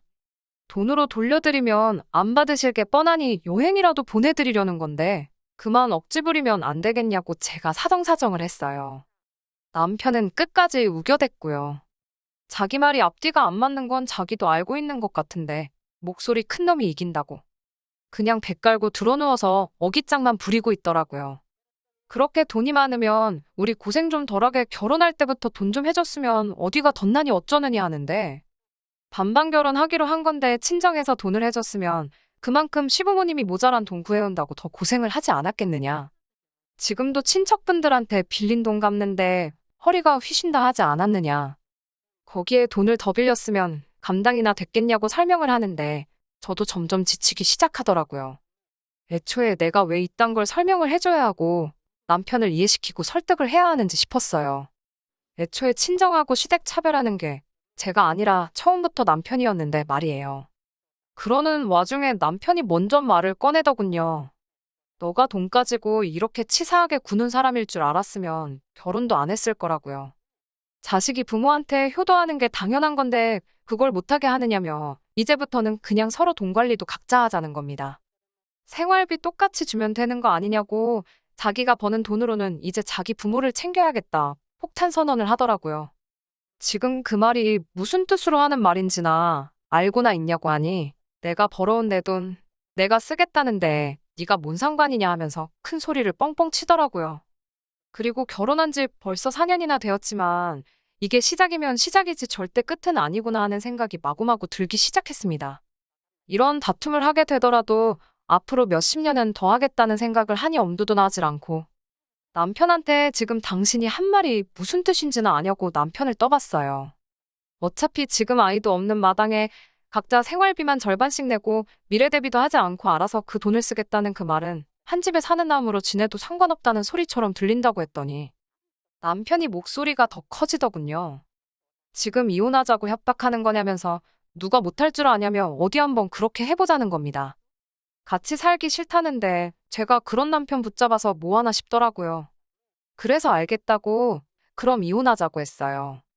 어차피 반반 결혼했고 복잡하게 계산할 것도 없다고 정확히 절반 갈라서 내가 나가겠다 했습니다. 친정부모님이 돌려준 3천은 애초에 친정부모님 통장에 들어있는 상황이니 나눌 필요 없는 거 알고 있지? 하고 그건 계산하지 말라고 했어요. 목소리 드높이며 이혼 부르짖던 남편이 제가 너무 손쉽게 이혼하자고 대답하니 당황했나 보더라고요. 여태 큰 소리 치던 기세는 어디 가고 말이 한마디도 없어지더니 쩔쩔매면서 자기가 홧김에 그렇게 말한 거라고. 이혼하자는 게 아니고 양가에 똑같이 효도하고 싶어서 그러는 거라 하더라고요. 저도 이혼을 결정하는데 감정적인 부분이 있어 남편이 제대로 사과만 해왔다면 받아줬을 텐데 또 거기서 양가에 똑같이 효도하려고 그랬다고 모든 걸 제 탓으로 돌리는 모습에 마음 돌리면 안 되겠다 싶어 굳게 다짐하게 되었습니다. 그리고 결국 이혼을 결정하게 되었네요. 어쩌다 보니 미뤄진 자녀 계획이 이렇게 다행이라고 느껴지긴 또 처음이었어요. 현재는 친정부모님 집에서 지내고 있습니다. 남편이랑 이혼이 완전히 정리되면 그 돈 가지고 곧바로 나가 독립할 생각이에요. 다른 건 몰라도 저한테 갈라줄 돈 절반 마련하려면 남편이 고생 좀 해야 할 겁니다. 요즘 같은 상황에 집이 바로 나갈 일도 만무하고 집값이 거의 오르지 않은 상황인데 집 주변으로 호재가 여러 개 생기기 시작해서 그 집 포기하기도 쉽지 않을 거예요. 혼자서 외벌이로 남은 대출 갚고 그러려면 그 사랑하는 부모님께 드리던 용돈도 이제 못 드리게 될 텐데 효자가 효자 노릇 못하게 되었으니 얼마나 안타깝겠어요. 친정부모님께서는 당신들이 괜히 그 돈을 돌려주는 바람에 딸자식이 이혼하게 되었다며 속상해하셨고 혹자는 3천만 원 때문에 이혼을 했다 생각하실 분들도 계실 거예요. 하지만 저는 여전히 제 결정에 후회가 하나도 남지 않습니다. 애초에 처가가 시댁에 점수 따야 한다고 우기는 남편. 머릿속에 자기 부모님한테만 한 푼이라도 더 이득 보게 해주기 위해 혈안인 남보다도 못한 사람을 남편이라고 데리고 사는 것보다 차라리 평생 혼자 지내는 게 더 낫겠다는 생각이 드네요. 결혼 생활 4년이나 했는데 그 꼴을 앞으로 못해도 몇십 년은 더 보면서 사느니 그냥 이렇게 사는 게 저한테 더 나은 결정이라는 생각에는 변함이 없네요. 끝까지 들어주셔서 감사합니다. 오늘의 사연은 여기까지입니다. 구독과 좋아요, 알람 설정 부탁드리고 더 좋은 사연으로 다시 찾아뵙겠습니다. 감사합니다. 신바람 사연 아파트, 오늘의 사연 시작하겠습니다.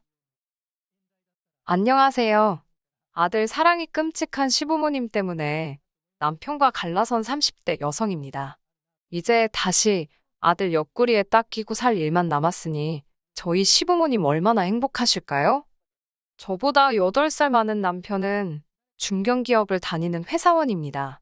저는 영어 강사로 학원에 강의도 나가고 과외도 하고 있어요. 남편은 제 수강생들 중 한 사람이었고요.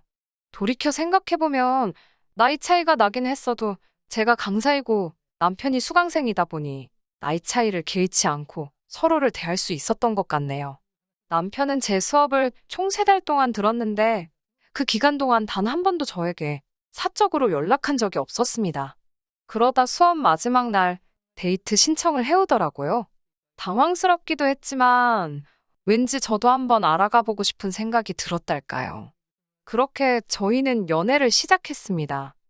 사귀는 동안 투닥투닥 서로 다투는 일이 있긴 했어도 다른 연인들과 마찬가지로 비교적 평범하지만 알콩달콩한 연애를 이어나갔어요. 하지만 사귀기 시작했을 당시 남편의 나이는 이미 37살이었고 나이 때문인지 항상 빨리 결혼하고 싶다는 말을 입에 달고 살았지요. 아버님 어머님께서 주시는 스트레스도 무시할 수 없다며 하소연을 해댔고요. 그래서 남편이 프로포즈를 해왔을 땐 사람 하나 살리는 셈 칠까? 그런 생각까지 들더군요. 그렇게 저희는 사귄 지 1년 만에 양가 어른들의 허락을 받고 부부의 연을 맺기로 약속했습니다.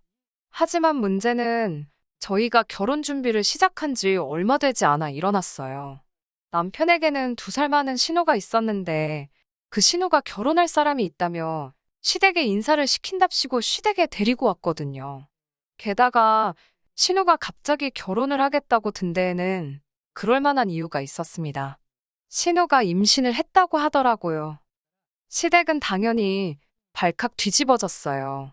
이미 애까지 가졌다니까 결혼을 못하게 할 수도 없고 그러면 배부르기 전에 식을 올리긴 해야겠는데 이미 아들이, 그러니까 저희 남편이지요. 결혼한다며 상견례 날짜까지 잡아놓은 상태였으니까요.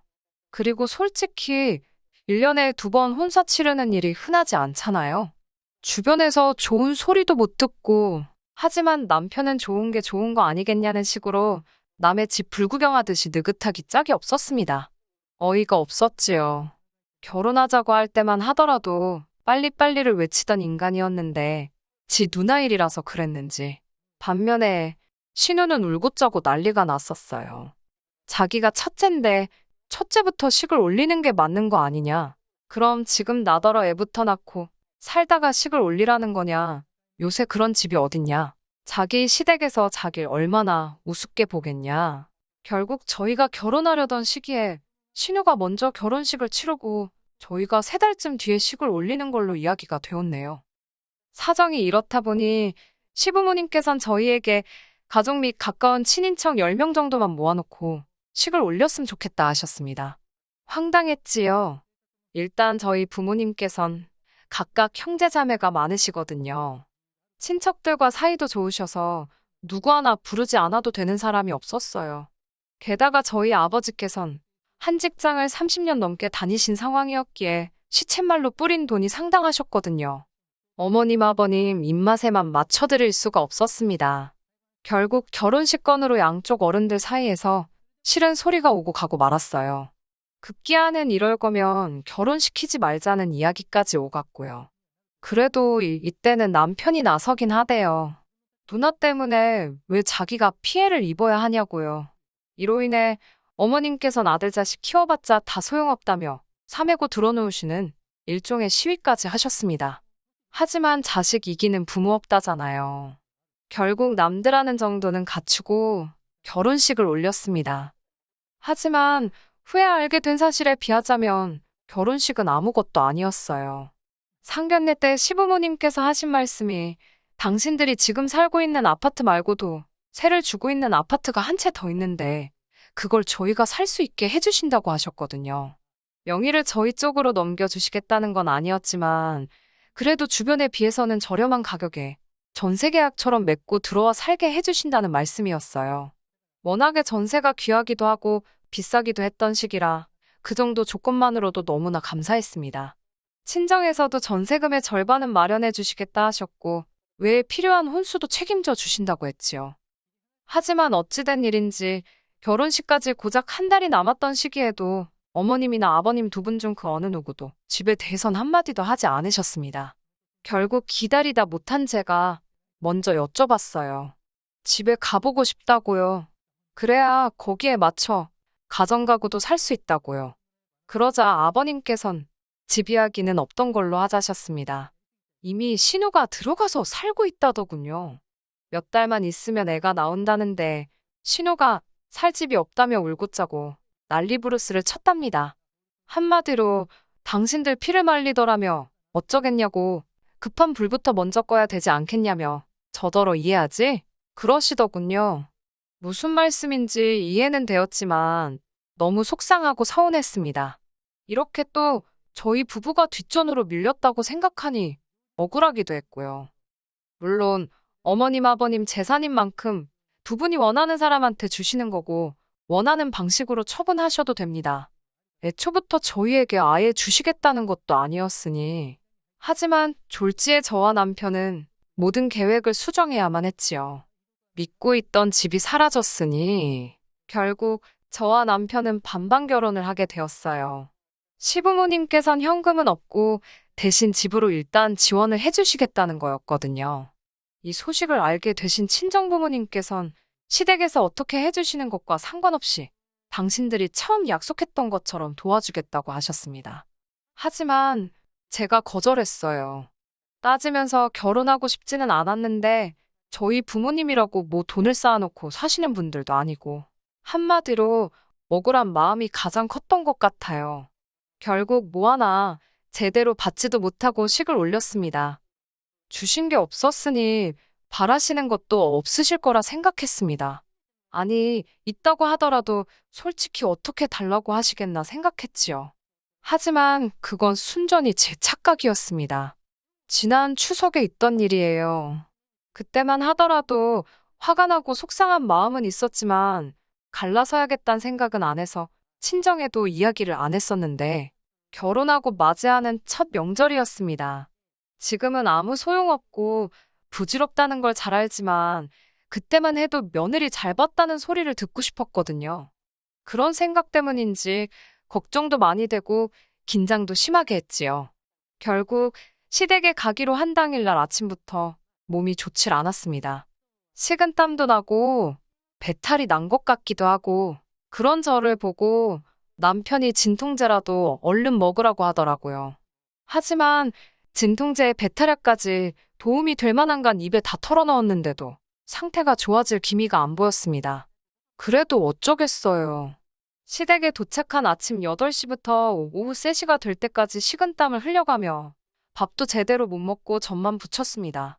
신우가 시댁 근처에서 살고 있었지만 시댁에 도착했을 때 신우는 와 있지도 않았고 재료 손질도 하나도 안 되어 있었기에 시간이 더 걸렸어요. 전 부치기가 끝나고선 바로 탕국 끓이고 나물하느라 정신이 없었지요. 저도 결혼 전에는 한 번도 해본 적 없던 일들이라 손이 빠르지 못하기도 했고 무엇보다 몸이 안 좋으니까 나중엔 정말 정신이 하나도 없더라고요. 물론 중간중간 도저히 못 버티겠다 싶을 때는 작은 방에 들어가 한 10분 정도씩 쉬고 나오기는 했어요. 그게 한 대여섯 번 될 겁니다. 제가 워낙 상태가 안 좋아 보였는지 어머님도 못마땅하신 기색이긴 했지만 대놓고 뭐라고 하시진 않으셨어요. 남편이야 뭐 전형적인 한국 남자라고 해야 하나 자기 집이다 이건지 손끝도 까딱 안 하더라고요. 그렇게 천명절이라고 시외가까지 인사를 드리다 보니 명절 연휴가 끝나갈 무렵에서야 친정에 갈 수 있었습니다. 친정에 도착하고 나니 긴장이 풀려서 그런지 컨디션도 많이 좋아지더라고요.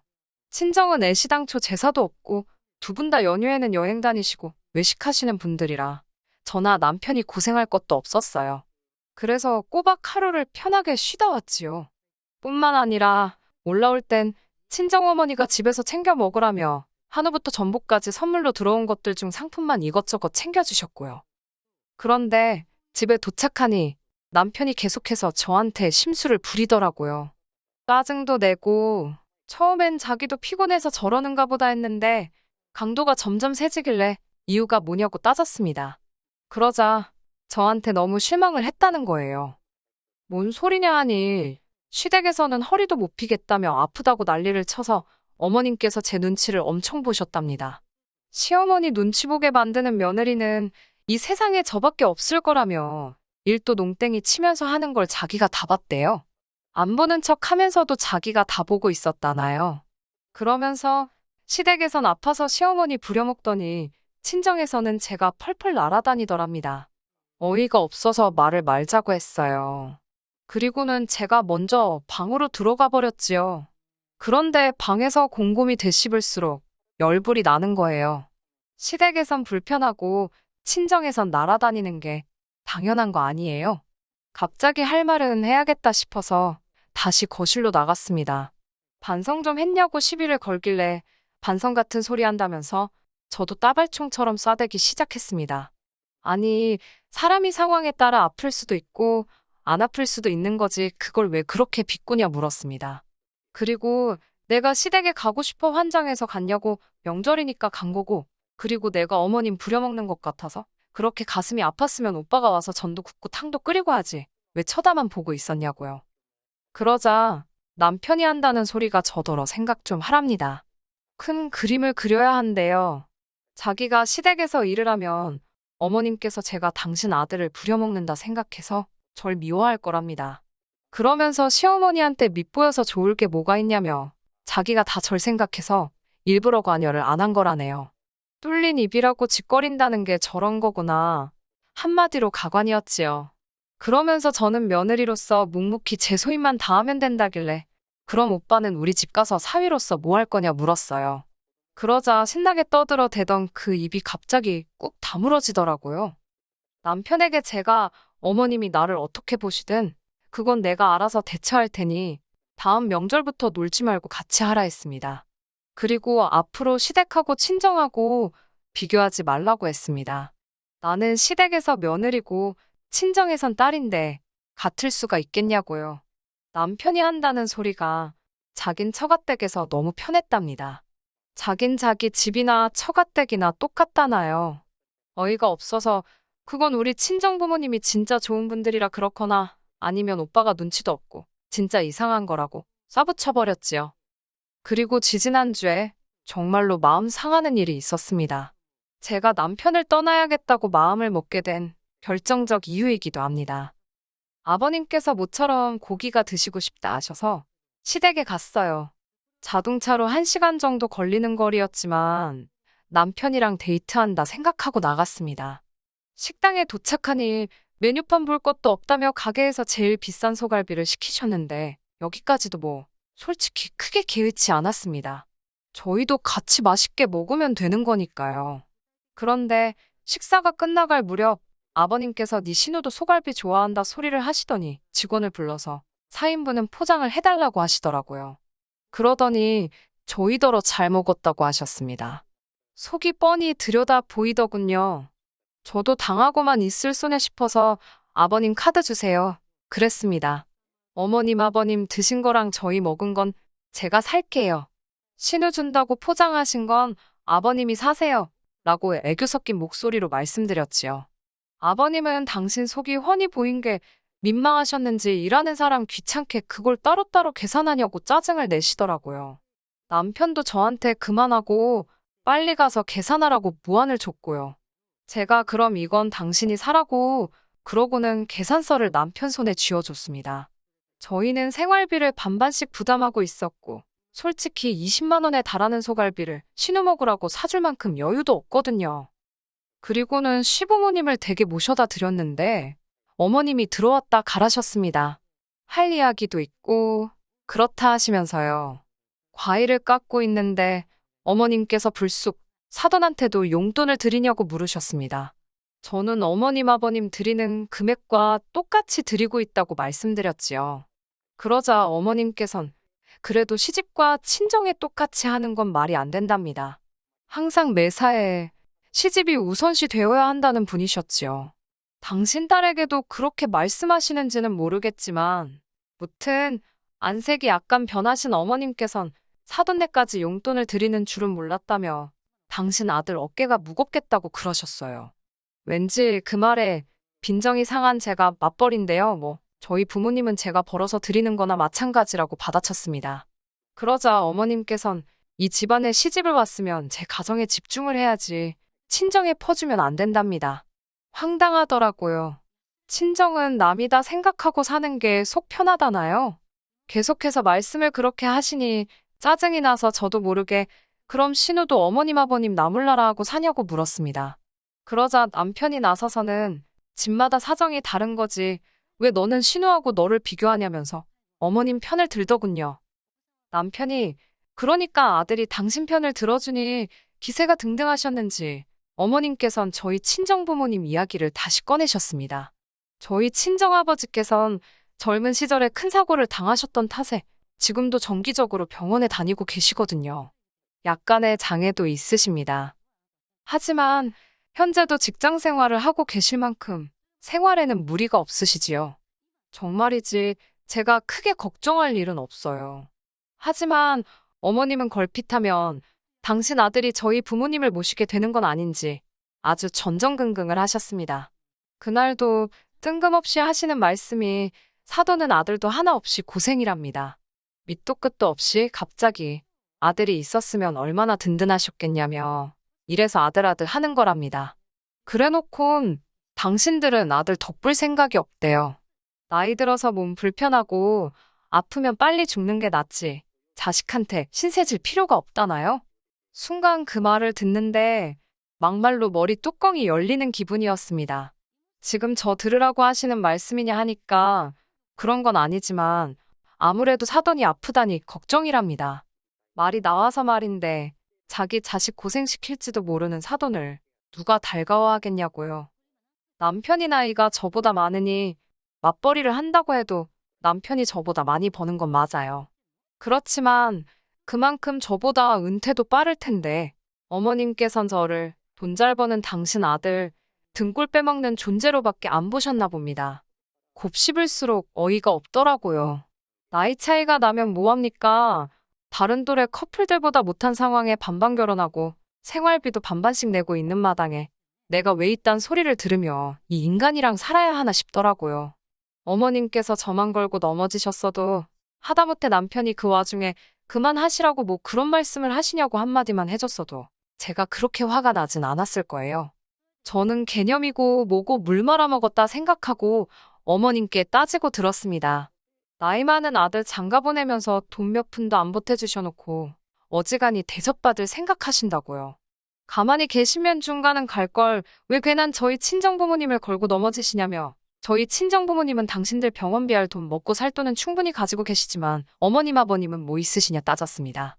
저야말로 어머님 아버님 떠안게 되는 거 아닌가.